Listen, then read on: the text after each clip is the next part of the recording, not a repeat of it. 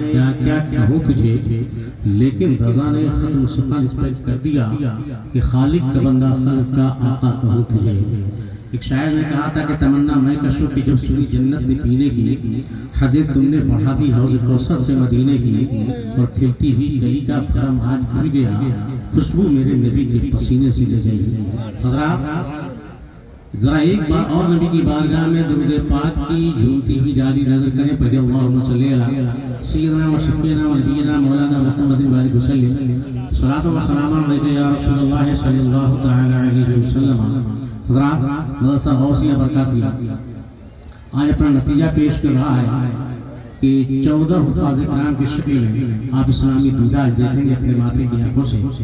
آج کی کانفرنس میں ملک ملت کے مائناز خطبہ اور شعراء کی تشریف آوری ہوئی ہے۔ چند لمحہ کی خاطر ہماری حاضری ہوئی، میں بیچ سے جلدی ہٹ جاؤں گا تاکہ باہر سے آنے والے خطبہ اور شعراء کو مکمل طور سے سماعت کر سکیں۔ وہ ملت ہمارا دامنگیر ہے۔ ساتھ بتا دوں کہ اسٹیج پر ایک علماء کی کہکشاں نظر آ رہی ہے، آپ اپنے ماتھے کی آنکھوں سے دیکھ رہے ہیں۔ خطیب شہید علامہ مدثر رضا صاحب برکاتی تشریف فرما ہے، مولانا نثار صاحب مصباحی اور دیگر علماء کرام یہاں تشریف فرما ہے۔ بس چند لمحہ کی خاطر میں حاضر آیا ہوں۔ یہ ادارے ہیں جس کو ایسے اسلام زندہ ہے، جس کو ایسے نبی کے نظام زندہ ہے، پیغمبر کا دستور زندہ ہے، پیارے آقا صلی اللہ تعالی علیہ وسلم کے نظام یہاں اداروں میں پڑھایا جاتا ہے، دستور پڑھایا جاتا ہے، قانون پڑھایا جاتا ہے، شریعت پڑھائی جاتی ہے، قرآن پڑھایا جاتا ہے، حافظ قرآن بنایا جاتا ہے، عالم دین بنایا جاتا ہے، مفکر اسلام بنایا جاتا ہے، مسلک کا ترجمان بنایا جاتا ہے۔ یہ ساری چیزیں یہ ادارے دیا کرتے ہیں جن چیزوں کے اسلام کی ضرورت ہے۔ میں کہنا یہ چاہوں گا کہ ادارے دنیا میں کتنا بڑا کام کیے ہیں، کتنا بڑا کام کر رہے ہیں، آپ ماتھے کی آنکھوں سے دیکھ رہے ہیں۔ صرف ذہن و فکر میں ڈالنا چاہوں گا، انہیں اداروں سے نکلنے والے یہ دنیا کے خطے خطے میں جا کر، دنیا کے گوشے گوشے میں جا کر نبی کا دین پھیلائے، نبی کی شریعت پھیلائے، نبی کے نظام پھیلائے، پیغمبر کا دستور دیے، دنیا والوں کے سامنے رسول اللہ کے نظام رکھا ہے۔ انہیں ادارے والوں نے ہماری پیشانی میں سجدے کا وقار پیدا کیا ہے، آنکھوں میں گنبد خضرا کا اخلاق کو نبی کے اخلاق کا نمونہ بنایا ہے۔ یہ جناب انہی ادارے والوں نے اتنا بڑا کارنامہ انجام دیا ہے۔ تاریخ کے حوالے سے کچھ باتیں میں آپ کے سامنے رکھنا چاہتا ہوں کہ ادارے کر کیا رہے ہیں۔ آپ تو سمجھتے ہیں کہ یہ جناب یہ ادارے ہیں یہاں سے دین کی تعلیم دی جاتی ہے، اس کے علاوہ آگے بڑھنے کی کوئی تعلیم نہیں دی جاتی۔ میں بتانا چاہوں گا کہ وہ لوگ کہا کرتے ہیں جو عجیب ذہن رکھا کرتے ہیں،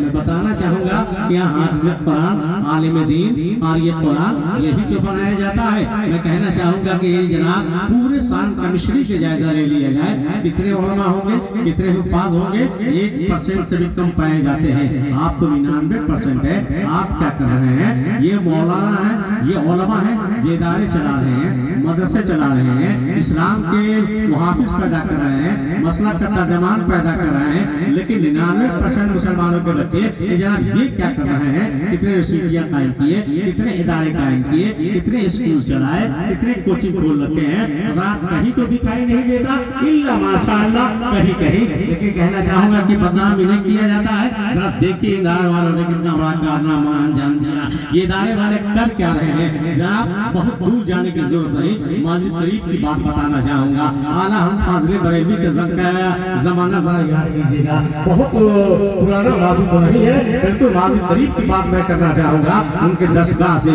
ایک عالم دین اٹھا تھا، ایک عالم دین چلا تھا، دنیا اسے عبدالعلی میرٹھی کے نام سے جانتی پہچانتی ہے۔ یہ علامہ علیم الدین میرٹھی علیہ رحمت رضوان، یہ اعلیٰ حضرت کی بارگاہ میں رہنے والے، ان کے دستگاہوں میں پڑھنے والے۔ حال یہ ہوا کہ جب فراغت ہوتی ہے اس کے بعد دین بیڑا اٹھایا تھا، اسلام کی تبلیغ کے لیے دنیا کے مختلف گوشوں میں گئے ہیں۔ جانتے ہو 43 ملکوں میں ان کے کلمہ پڑھائے ہوئے مسلمان نظر آتے ہیں۔ وہ دنیا کے مختلف حصوں میں چلے جایا کرتے تھے، وہ امریکہ کی دھرتی ہو، وہ افریقہ کی دھرتی ہو، وہ تنزانیہ کی زمین ہو، وہ چائنا کی دھرتی ہو، وہ سنگاپور کی دھرتی ہو، وہ مورشس کی دھرتی ہو، یہ دنیا کے اور گوشے ہیں۔ یہ 43 ملکوں میں جا کر جناب لوگوں کو اسلام کی دعوت دیا ہے۔ آپ کو معلوم ہونا چاہیے کہ جانتے ہو علامہ علیم الدین میں رکھی. علی رحمت رضوان کا طریقہ کار یہ تھا کہ جناب والا وہ بندرگاہ پہ جایا کرتے تھے, وہ بمبئی کے بندرگاہ پہ پہنچ جاتے تھے. بعض بردار جو جہاز ہوتا تھا اس جہاز والوں سے بات کیا کرتے تھے, تم کہاں جا رہے ہو؟ کہا کہ سنگاپور جا رہے ہیں, ہم چائنا جا رہے ہیں, ہم افریقہ جا رہے ہیں, ہم ماریشس جا رہے ہیں. یہ جناب والا اس سے باتیں کر لیتے تھے,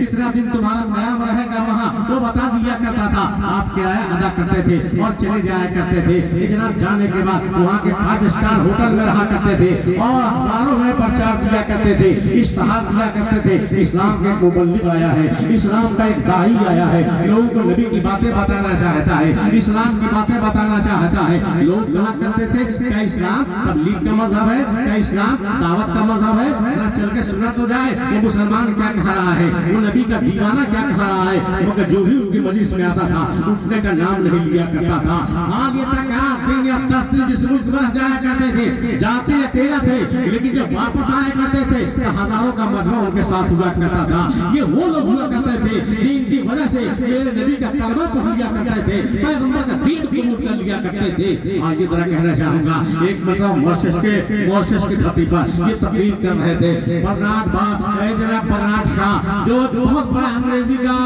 ادیب ہے, اس نے سنا کہ اسلام کا کوئی مبلغ آیا ہے, وہ تبلیغ کر رہا ہے, وہ اسلام کی دعوت دینا چاہتا ہے. کہا چلو سنتے تو ہیں کیا کہتا ہے وہ. جناب گیا تھا, ان کی مجلس میں بیٹھا تو بیٹھا رہ گیا. تقریر ختم ہوتی ہے, کہا تھا کہ آپ ذرا میرے ساتھ سمندر کے کنارے چلیے, ساحل سمندر چلیے, ذرا چوپاٹی پہ آپ چلیے, کچھ ڈسکس کرنا ہے, کچھ باتیں کرنی ہے. جناب لے آیا, جتنے اس کے ذہن کے اندر اسلام کے خلاف اعتراضات تھے اس نے کر دیے, اور اس کے بعد مکمل تشریح بخش جواب جب اس کو مل گیا تو اس نے کہا علیم الدین جن تم کہہ رہے ہو اگر یہی اسلام ہے, ایک زمانہ آئے گا کہ دنیا میں صرف اسلام ہوگا, جس کے علاوہ کوئی مذہب نہیں. میں کہنا چاہوں کہ اس دور میں حال یہ ہوتا نظر آ رہا ہے, اس دور میں جبکہ مخالف ہوائیں چل رہی ہے, کیسی ہوائیں بہتی نظر آتی ہے. مگر ایک اینکر کا کہنا ہے کہ جناب والا 2015 سے لے کر 2020 تک حال یہ ہوا کہ 30,000 مسلمانوں نے یہ جناب کفر اختیار کر لیا, کافر بن گئے, اور 30 لاکھ غیر مسلم مسلمان بن گئے.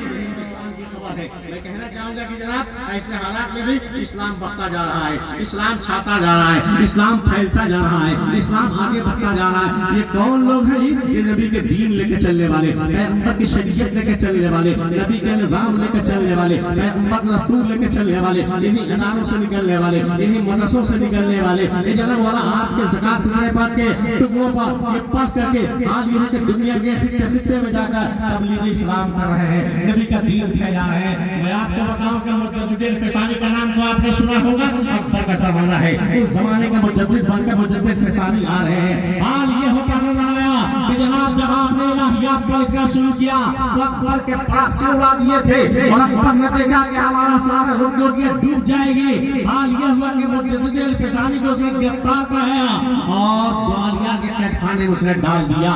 حال یہ ہوا کہ اس قید خانے میں رکھا تھا جہاں ان کے بڑے بڑے ظالم و جابر رکھے گئے تھے, اس قید خانے میں رکھا تھا جہاں ان کے بڑے بڑے قاتل اور خوزار رکھے گئے تھے, اس قید خانے میں رکھا تھا جہاں ان کے بڑے بڑے چور ڈاکو اور اچنگے رکھے گئے تھے.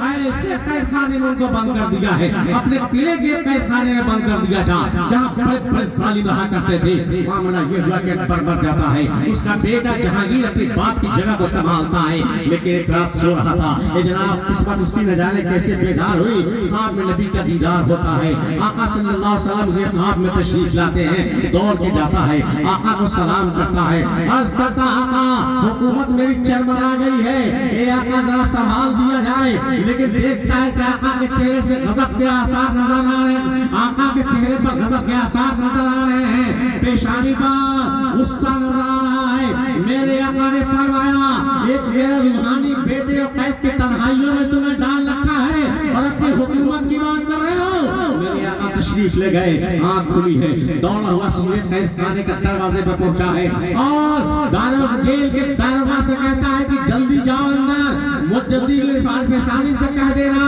کہ تیری رہائی کا پروانہ آ چکا ہے، تجھے 22 جلد رہا کیا جاتا ہے، باہر نکلو۔ وقبہ بادشاہ آپ کے استقبال کے لیے دروازے پہ کھڑا ہے۔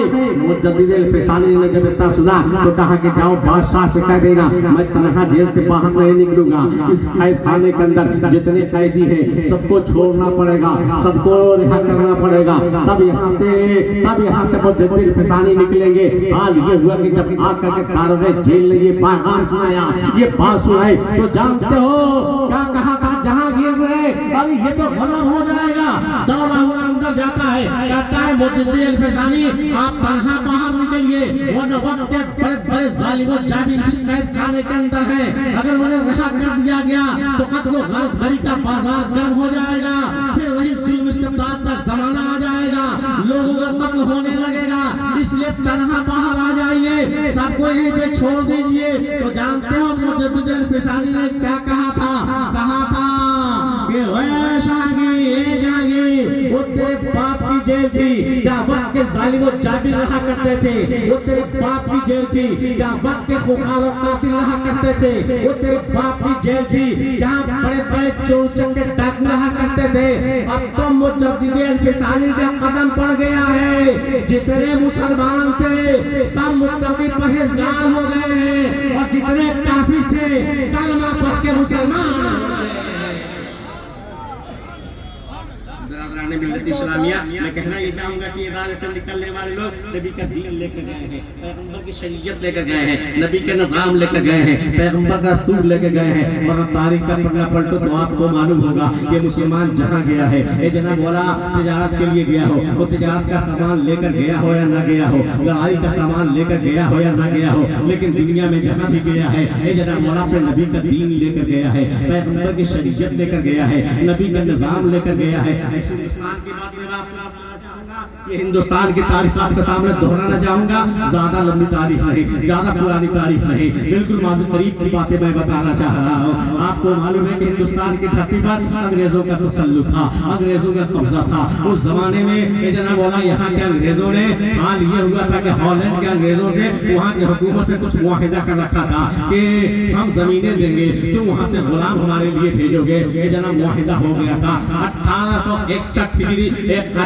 1861 عیسوی میں پہلی بار ایسا ہوا کہ جناب دکنی امریکہ کو بسانا تھا، ڈچ گیانا کو بسانا تھا، برٹش گیانا کو بسانا تھا۔ اس نے کہا ہندوستان کے حاکموں سے کہ تم غلام دو، اس کے بدلے ہم اس کو پیسہ دیں گے۔ جانتے ہو ایک لالا رخ نامی کشتی پر 800 مسلمانوں کو بٹھا کر بھیجا گیا تھا، کچھ کلکتہ کے لوگ تھے، کچھ اپنے بہار کے لوگ تھے، کچھ یوپی کے لوگ تھے، یہ جناب کلکتہ سے لے کر کے اور بہار پٹنہ اور کیا کہتے ہیں بکسر ہرانہ کے لوگ تھے، بستی گونڈا وغیرہ کے کچھ لوگ تھے۔ 800 لوگوں کو اس کشتی پر بیٹھا دیا گیا تھا، انہیں امریکہ بسانے کے لیے بھیجا جا رہا تھا، جنگلات کاٹنے کے لیے بھیجا جا رہا تھا، دھان کی کھیتی کرنے کے لیے بھیجا جا رہا تھا، گنے کی کھیتی کرنے کے لیے بھیجا جا رہا تھا، آم کی کھیتی کرنے کے لیے بھیجا جا رہا تھا۔ یہ جناب راستے میں بہت سارے لوگ مر گئے تھے، نتیجہ کیا ہوا کہ یہ لوگ وہاں گئے، وہاں انہیں زمینیں دے دی گئی، اور اس کے بعد کالونیوں کو بسانے کے لیے ان کے سپرد کام کر دیا گیا، تم کام کرتے رہو۔